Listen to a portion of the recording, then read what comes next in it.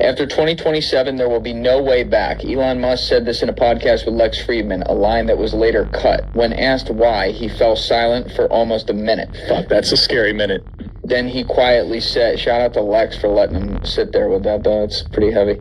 Then he quietly said, it's not a catastrophe, it's a transition. The transcript left behind 3 themes that gave him away: autonomous intelligence, loss of meaning, and energy independence. It all sounded like a forecast, but now reads like a diagnosis of the era. The first sign is the collapse of attention. Musk said humanity will stop thinking in cycles. Planning for the future will shrink to the horizon of updates. That line hits me hard. People will stop building and start simply replacing. MIT research confirms a generation born after 2000 holds attention for about 8 seconds, less than a goldfish. I used to say that to Alessi, but he's gotten a lot better now. Musk called this cultural Alzheimer's. We're not losing memory, we're losing the ability to think. The second sign is artificial intelligence that no longer obeys. Musk says when a system starts correcting humans, that time of linear logic is over. Even now, algorithms decide who we date, what we buy, and what we think about. This isn't a machine uprising, it's dissolution into convenience. People won't notice the moment when choice becomes an option, not a right.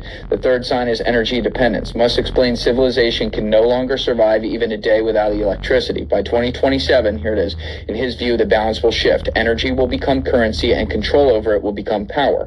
From that moment on, everything non-autonomous will disappear. This isn't an apocalypse, it's a change of biological form. At the end, he said a line that didn't make it on air. Technology is stronger than us, but not smarter. As long as we have meaning, we are alive. Lose it and we become code. Then, after a pause, he added, we must learn to be human before systems learn to be gods. Are you ready for the transition or already living in a... Thing to do with reading your brain. But of course it goes further. So in this one, they said, can they understand the inner monologue, the things you're saying to yourself in your own mind?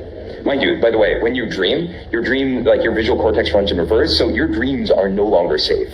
Well, we'll try this. So they had people watch a video and just narrate what was going on in the video in their mind. So there's a woman, she gets hit in the back, she falls over. This is what the computer reconstructed the person thinking. See a girl, looks just like me, get hit in the back, and then she is knocked off. So our thoughts, are starting to be decoded. Yeah, just think about what this means for authoritarian states, for instance. Or if you want to generate images that maximally activate your pleasure sensor, anything else. Okay, but let's keep going, right? To really get the sense of the combinatorics of this. How about, can we go from Wi-Fi radio signals, sort of like the Wi-Fi routers in your house, they're bouncing off radio signals that work sort of like sonar. Can you go from that to where human beings are, to images? So what they did is they had, a camera looking at a space with people in it. That's sort of like coming in from one eye. The other eye is the radio signals, so sonar from the Wi-Fi router. And they just learned to predict, this is where the human beings are. Then they took away the camera. So all the AI had was the language of radio signals bouncing around a room. And this is what they're able to reconstruct. Real-time 3D pose estimation, right? So suddenly AI has turned every Wi-Fi router into a camera that can work in the dark, specially tuned for tracking living beings.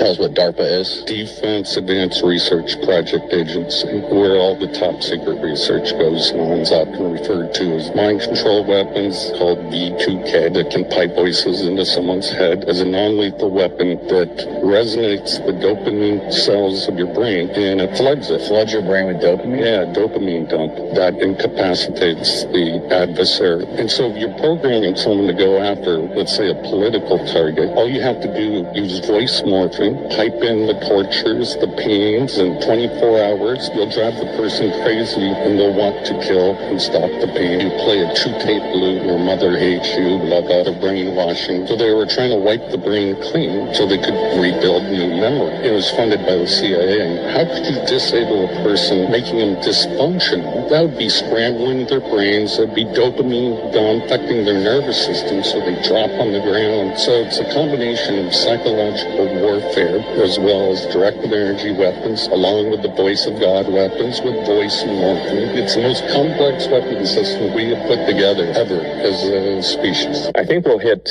AGI next year in 26. Yeah. I mean, this is an important question to get to get brought through. Yeah. Well, one like side recommendation I have is like, don't worry about like squirreling money away for retirement in like 10 or 20 years. It won't matter.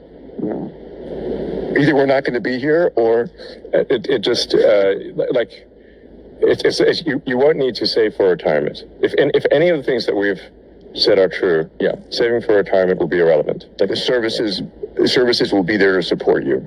You'll have the home, you'll have the healthcare, you'll have the entertainment. The way this unfolds is fundamentally impossible to predict because of self-improvement of the AI and the accelerating timeline.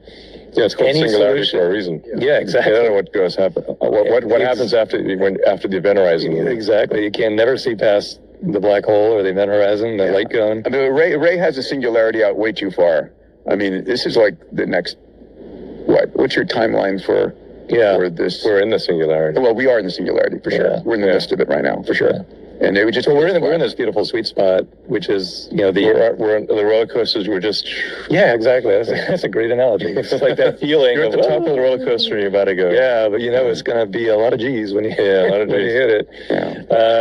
It's like, feel like I don't have just have courtside seats. I'm on the court. Exactly. And it still blows my mind. Sometimes multiple times a week. Yeah.